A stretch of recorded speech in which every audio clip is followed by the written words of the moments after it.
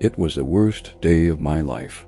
My wife had just given birth to our first child, our baby girl, but because she gave birth by cesarean section, she wasn't allowed to leave the hospital for another 2 days. And so I found myself alone in a house with a newborn, no family nearby, and no other option. I decided to hire a babysitter through an online service.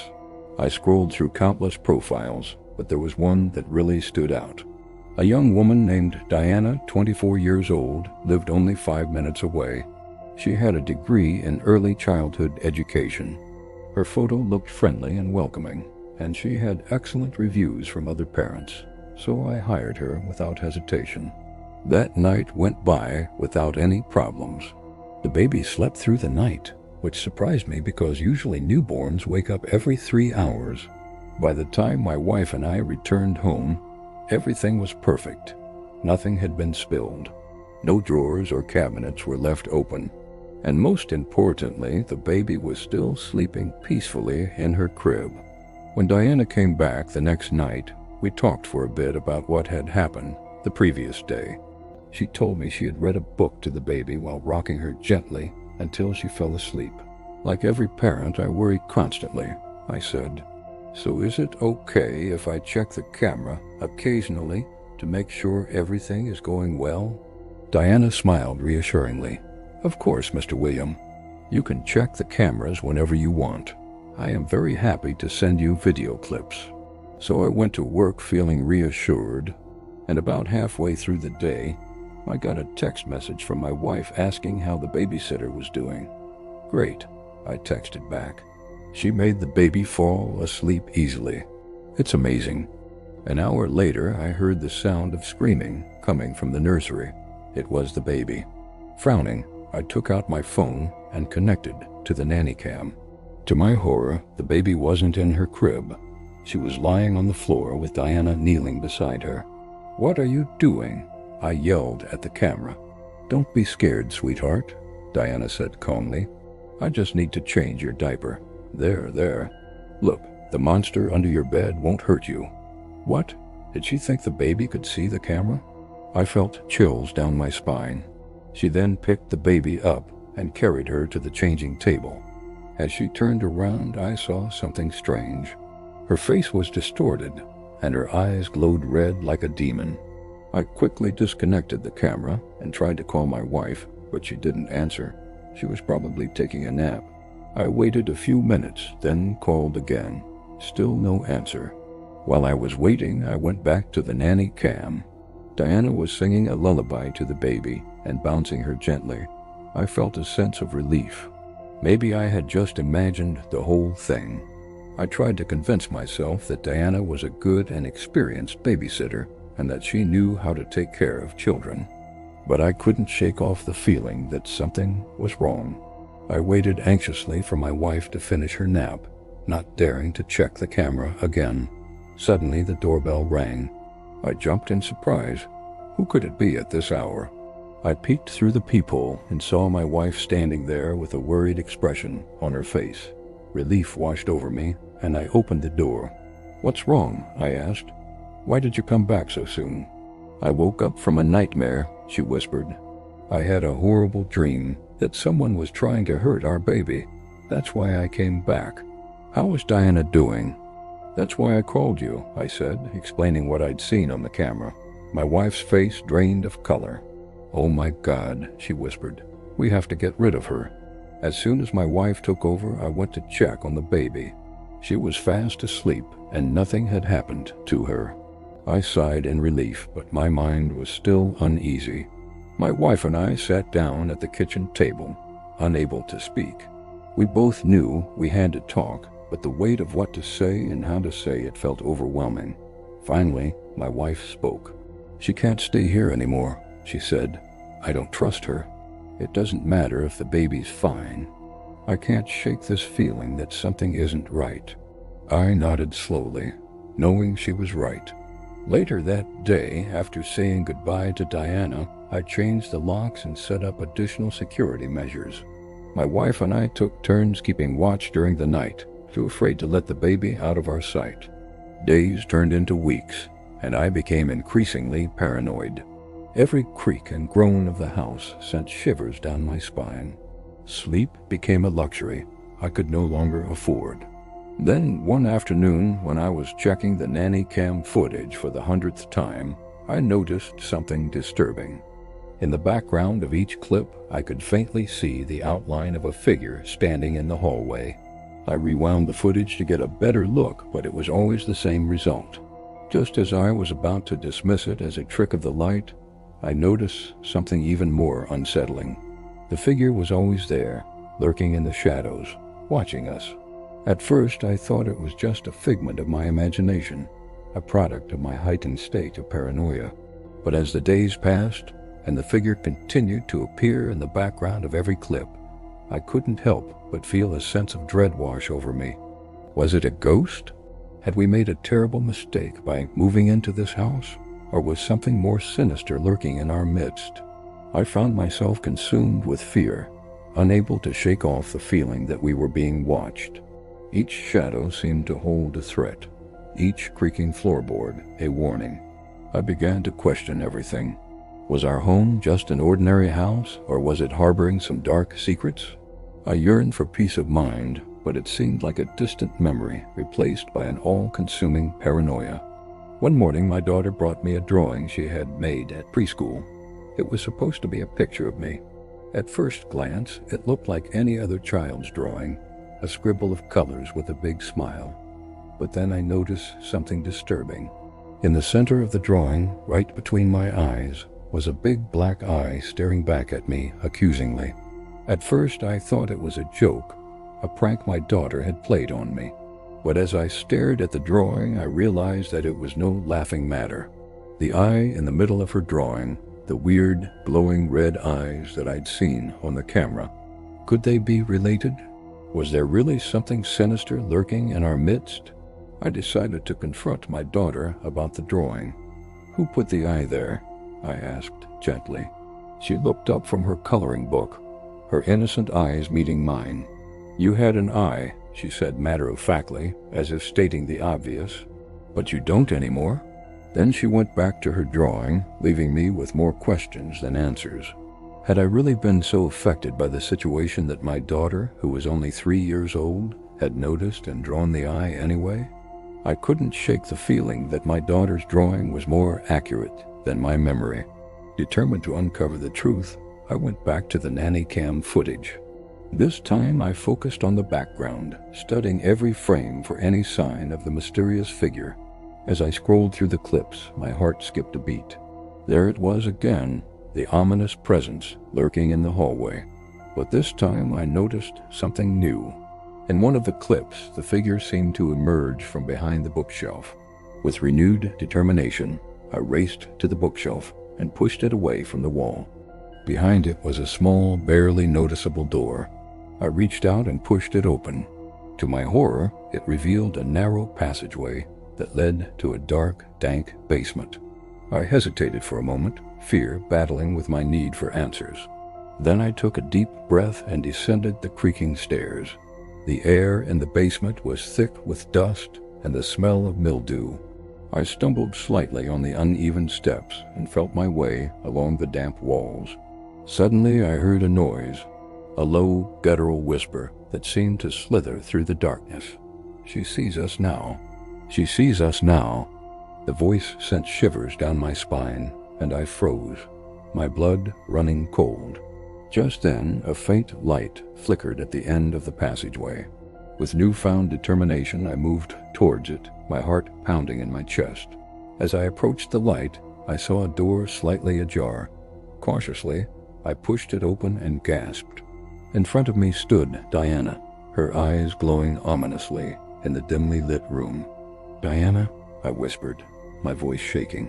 "Why have you been spying on us?" She turned slowly, a sinister smile spreading across her face.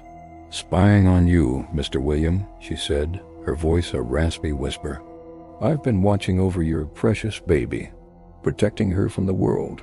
"Protecting her," I echoed, confused. "But why? Why have you been whispering to the baby?" "Because," she said, her smile widening, "she needs to know the truth. She needs to know that we are here." She stepped closer, her eyes gleaming with an eerie light. "We are here to watch over her, always." As she leaned in, I caught a glimpse of something behind her, something that made my blood run cold. It was a symbol, a strange, otherworldly mark that seemed to pulse with an evil energy. Fear surged through me, paralyzing my movements. I wanted to scream, to run, but I couldn't. All I could do was stare in horror as Diana's face loomed closer, her eyes boring into mine. "She sees us now," she whispered, her voice a venomous hiss. "She sees us now." And in that moment, as her face closed in on mine, I knew that whatever fate awaited me, I would never escape the chilling knowledge that our fates were forever intertwined. This story is inspired by a user's story. If you like this kind of short videos, please share with your friends. See you in the next one. I first noticed something was wrong when I got to work and my boss frowned at me across the break room table. "You already had lunch today, right?" she asked, voice tight. I blinked at the empty plate in front of her, my stomach clenched. "No, I haven't eaten yet." Her phone buzzed. She swiped and studied the screen. "You posted that you grabbed lunch at noon at Aliva's downtown." I stared at her in disbelief. Aliva's was 40 miles north, and I'd been home nursing a headache all afternoon. That night, I scrolled through my own social media feed, searching for any sign of a rogue post. There it was, a cheery selfie of me holding a sandwich, taken and tagged precisely at 12:03 p.m. The timestamp glowed red on my phone screen. I tapped the image. Dozens of likes, comments praising my delicious choice. I'd barely touched my sandwich in my fridge. My pulse spiked. Over the next week, the imposter grew bolder. He liked photos I hadn't even taken. Photos of my front door framed from my home security camera and of my dog, Scout, curled up on the couch. One Sunday morning, I burst into the living room to find Scout hugging an empty spot on the sofa, as if someone had just stood there. I called his name. He sniffed the air, looked past me toward the narrow hallway. I followed his gaze. Empty. My phone vibrated. A tag notification. He'd posted a story, my face smiling into a mirror. Selfie taken at 3:17 a.m. My bedroom light had never been on. I raced upstairs, flicked on the switch. The room was still. Sheets rumpled as though someone had left in a hurry. My breath fogged in the cold air. I ran to my desk and checked the raw files on my camera. No photo. Fear settled like ice in my veins. I changed all my passwords, tightened privacy settings, considered deactivating every account, but the posts continued. A LinkedIn update. Excited to start my new role at Hargrove Industries, complete with a location pin at my office address. My co-workers greeted me the next morning with enthusiastic congratulations, and I feigned confusion until HR pulled me in. "Your onboarding went smoothly last week," they told me gently, "even though you haven't signed any paperwork." One evening, I got home later than usual. I fumbled my keys at the door and stepped inside to find Scout barking in the hallway. He stood before someone, my double who wore my clothes, carried my satchel, ruffled Scout's ears with a familiarity that made my skin crawl. My heart slammed so loud I thought he'd hear it. The man turned. Under the dim hallway light, his face was identical to mine, the same slope of nose, the same grim line of the jaw, the same deep-set hazel eyes. Only the expression was different, his lips twisted into a sly, knowing grin. He straightened, brushing a hand through my hair as though greeting an old friend. The faint scent of my own cologne hung in the air, mixed with something metallic. "Blood. Who are you?" I croaked, voice small and shaky. He sighed, as if tired of repeating himself. "I'm you, but living your life the way you were supposed to." His gaze was soft, almost sympathetic. "You were supposed to die last Tuesday." A wave of nausea swept over me. I'd been in a minor car accident that died enough to jar my skull and fracture my wrist, but not fatal. I recalled the crunch of metal, the hiss of airbags, the flash of headlights inches from my face. I survived. He nodded, barely. That wasn't the plan. He took a step forward, closing the distance until I backed against the wall. I could feel the heat of his body, the slow, deliberate cadence of his breathing. "I'm keeping your seat warm until you do." My chest tightened. I swallowed hard. "What do you want?" He reached out, thumb grazing my cheek in a tender gesture that felt like claws. "Just time. And to prove I can do your life better than you ever did." His voice echoed in the cramped hallway, though it should have been only inches from my ear. I stumbled backward, tripped over Scout's leash, and landed on my butt. He laughed, then a sound like metal grinding. The hallway light flickered. Scout growled, hackles raised, but the man merely patted the dog's head and said, "Good boy," in my own voice. I scrambled to my feet and ran for the front door, fumbling the deadbolt. The porch light outside snapped on, revealing the same man standing on my stoop, silhouetted against the night. Two of him, one inside, one out. They mirrored each other, heads tilted in perfect unison. My throat closed. I fumbled for my phone, but the screen read, "No service." The world had gone silent, no hum of traffic. No whisper of wind in the trees, only the pounding of my heart. I managed to stammer, "Why me?" He chuckled softly. "Because you're someone worth being." He leaned forward, nose almost touching mine. His breath reeked of iron, "and because your algorithm is due for an upgrade." Then he stepped aside, and the imposter on the porch took his place. The insider remained in the hallway, blocking my escape. I slammed the door shut, held my breath. Through the peephole, I saw him bend down and pick up Scout's leash. The dog yelped, scratched desperately at the glass. The man outside turned and strolled down the front walk, leash in hand. I sank to the floor, trembling, fists pressed against the wood. The hallway light buzzed overhead. Every instinct screamed to follow to rescue Scout. But the inner voice whispered that I might not survive another encounter. I spent the night curled against the door, listening to distant footsteps fading into the darkness. In the morning, the house was silent. I crept out, found Scout waiting on the curb across the street, tail wagging, growling at nothing. A passerby dropped a leash at my feet and walked away. I scooped Scout up, tears blurring my vision.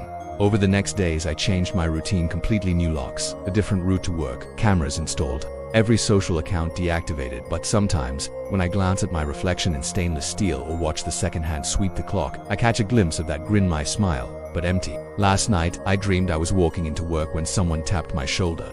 I turned to see my own face, older, wearier, but eyes sharp as knives. He whispered, "Thanks for making room." I woke with Scout nuzzling my hand, dawn light creeping through the blinds. My phone buzzed with a single notification, an unopened email titled "Welcome Back." I didn't have the courage to check it. Now, every time I pass a mirror, I hold my breath. Every door I lock feels fragile. And every night, I wonder when I'll wake up to find him sitting where I should be, living my life better than I ever could. Because eventually, I will die. And he's keeping my seat warm until that day comes. What's up, everybody? Welcome to my channel. In today's video, we're going to be looking at some scary stories from us. So, let's get right into it. No one, the highway hypnotist. This happened while I was driving across country on a road trip with my girlfriend in the passenger seat. It was around 2 in the morning, and we were on a long stretch of highway that had been recently upgraded. There were no stoplights or exits for about 60 miles. For this part of the highway, there had been small towns every 30 minutes or so, but not this part. We had eaten all of our snacks hours ago, and we were both getting hungry. Fast food places started to get scarce about an hour ago. There was one more exit coming up, but it was only a rest stop, so we kept driving. I was starting to get annoyed because I wanted to get home, and this road was so boring. The speed limit was 80, and there were no cars on the road, so I decided to put it in neutral and just coast. My car is a manual transmission, so you have to be moving for this to work. I knew that technically it was illegal, but how was anyone going to see me with all these other cars around? I mean, the closest car was about a half a mile ahead of us. I started to relax. My girlfriend and I talked and joked until suddenly she screamed, "Whoa, what's up ahead?" She pointed out of the window, and I slammed on the gas. Looking back now, I must have hit the brakes within 3 seconds, because the next thing I knew, we were skidding onto the shoulder. I didn't know if we had hit anything, but I stopped the car and turned it off. We both sat in silence for a second, trying to figure out what happened. Okay, then I started to remember the last few minutes, and I turned white as a sheet. We had run over something, but it wasn't a deer or a cow or anything like that. It was a man who was laying on the highway in a t-shirt and jeans and hiking boots. One of his boots was flying down the road away from him. His face was pale, and his eyes were wide open and staring blankly ahead. But it was his hands that really freaked me out. They were skinned and raw, as if he had been walking for days. My girlfriend and I looked at each other in horror, and I called 911. I don't remember much of what I said. All I remember was that I kept saying, "I think we just hit a hitchhiker. I think we just hit a hitchhiker." By the time the police and ambulance arrived, I was shaking uncontrollably, and I could barely speak. The officer that took my statement was nice and patient with me, but I remember him glancing at my girlfriend with a look of pity. And then I remembered what I hadn't told him yet. I turned to him and whispered, "We weren't just hit, we actually picked him up." "What? How? Where did this guy come from?" "Okay." The officer looked even more confused than before, but he stayed professional and asked me to explain. I told him that the man had been standing on the side of the road with a sign that said Denver, Colorado. My girlfriend and I had been heading to Denver, so we decided to pick him up. I let him into the car and he seemed nice enough. We talked for a few minutes as I drove, and he even helped my girlfriend when she dropped her water. Then he got weird, said, "You have 7 miles," and he smiled. I didn't know what he meant, so I ignored him, but then my GPS rerouted me for some reason. I tried to cancel the route, but it wouldn't let me, and it told me to go straight instead of taking the exit that I had chosen. It kept telling me to go straight, despite the fact that I was already on a one-way street. My GPS was acting weird, so I pulled over to try to fix it. That's when I saw him standing on the side of the road with a sign that said, "Your turn to drive." I was too confused to do anything, so I just started driving again. That's when I slammed on the brakes. I had hit someone. The officer listened patiently as I explained this. I was crying by this point, and he calmed me down. He told me to take a deep breath and reminded me that I had unhit anyone else after I de-stopped the first time. That meant that the body on the road was the only victim. I told him I wanted to check on the man. He told me that they would let me after the ambulance took him away. The whole situation was surreal. I kept expecting to wake up and find myself in my bed. But as soon as I stepped out of the car, the cold air slapped me in the face and I felt my blood run cold. The officer handed me a paper cup of water and I chugged it. I couldn't speak, but he nodded understandingly and left me alone. About 15 minutes later, I heard sirens, so the ambulance returned. I ran over and asked the paramedic if he was still alive. The paramedic looked me in the eye and said, "You need to sit down." I did, and he asked me if I was sure that I hadn't taken anything that day. I told him that I'd only had coffee. He then explained that the man had been dead for several days and that whoever had left him on the highway had drugged him. They had injected him with a powerful sedative that had left him unresponsive. And once he had become delirious, they had put him on the side of the road to die. The officer approached me and told me that they were going to keep me for questioning.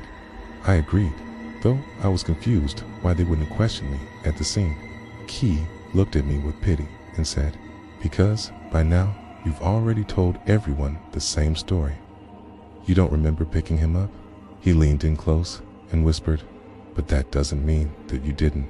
Why, it chills. Hitchhiking is already a little creepy, but the way that this person has used highway horror, A2+P-5 phobia, to kill is chilling.